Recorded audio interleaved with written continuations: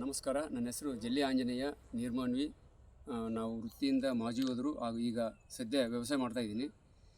ನಮ್ಮ ಊರಲ್ಲಿ ಮೊದಲಿನ ಆದಿಮಾನವರು ಕೆತ್ತಿರ್ತಕ್ಕಂಥ ಆನೆ, ಎತ್ತುಗಳು ಮತ್ತು ಚಿಗರೆ ಇನ್ನೂ ಹಲವಾರು ಆದಿಮಾನವರು ಚಿತ್ರಗಳನ್ನು ಇಳಿಸಿದ್ದಾರೆ.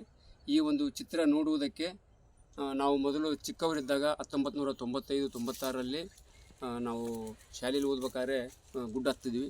ಆಗಿನಿಂದಲೂ ಮೊದಲು ಮಾನವರು ಮಾಡಿರ್ತಕ್ಕಂಥ ಚಿತ್ರಗಳು ಇದೆ.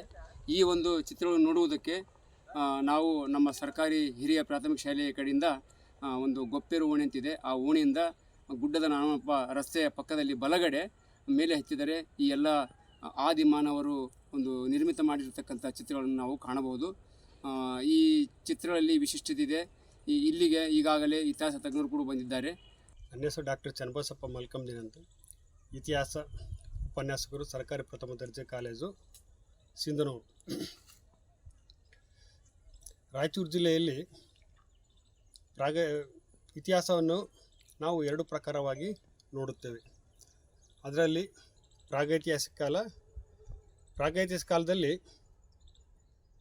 ಹಳೆಶಿಲಾಯುಗ, ಸೂಕ್ಷ್ಮಶಿಲಾಯುಗ, ನವಶಿಲಾಯುಗ ಮತ್ತು ಲೋಹಯುಗದಲ್ಲಿ ಶಿಲಾತಾಮ್ರಯುಗ ಮತ್ತು ಬೃಹತ್ಶಿಲಾಯುಗ ಅಥವಾ ಕಬ್ಬುಣಯುಗ ಅಂತ ನಾವು ಇದು ಮಾಡ್ತೀವಿ.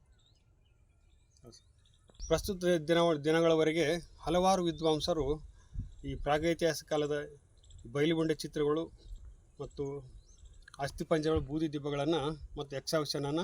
ನನ್ನ ಹೆಸರು ಡಾಕ್ಟರ್ ಚನ್ನಬಸಪ್ಪ ಮಲ್ಕಂದಿನ ಅಂತ, ಇತಿಹಾಸ ಉಪನ್ಯಾಸಕರು, ಸರ್ಕಾರಿ ಪ್ರಥಮ ದರ್ಜೆ ಕಾಲೇಜು, ಸಿಂಧನೂರು. ರಾಯಚೂರು ಜಿಲ್ಲೆಯಲ್ಲಿ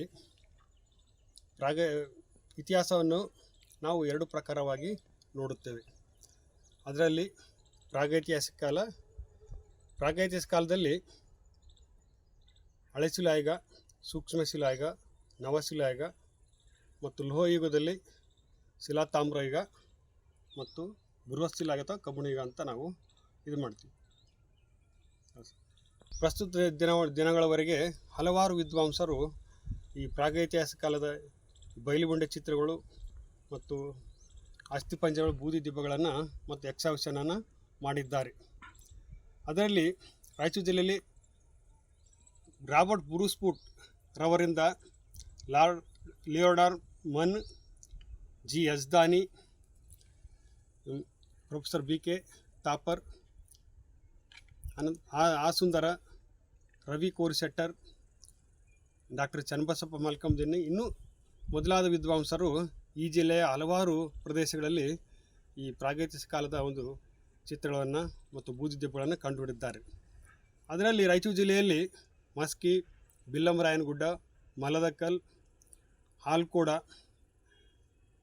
ಮತ್ತು ಮಾನ್ವಿ ತಾಲೂಕಿನ ನೀರ್ಮಾನ್ವಿ ಬೆಟ್ಟದಲ್ಲಿ ಬಯಲುಬಂಡೆ ಚಿತ್ರಗಳು ಕಂಡುಬರುತ್ತವೆ. ನೀರ್ಮಾನ್ವಿ ಗ್ರಾಮವು ಮಾನ್ವಿ ತಾಲೂಕಿನ